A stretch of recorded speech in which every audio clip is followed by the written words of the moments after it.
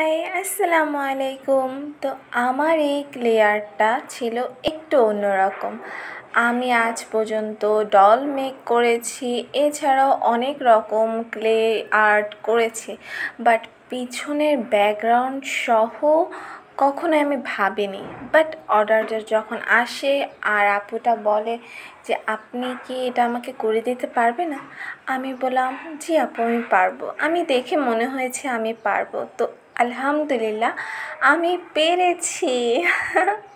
তো তোমরাও চাইলে তোমাদের পছন্দের মানুষের সাথে বা প্রিয় মুহূর্তগুলো একটু ক্যাপচার করার জন্য, একটা 3D আর্ট দেখানোর জন্য তোমরা ক্লে আর্ট নিতে পারো কাস্টমাইজ করে, আর নিজের পছন্দের ডলও কাস্টমাইজ করে নিতে পারবে। আমি সর্বোচ্চ চেষ্টা করব আমার 100% দেওয়ার।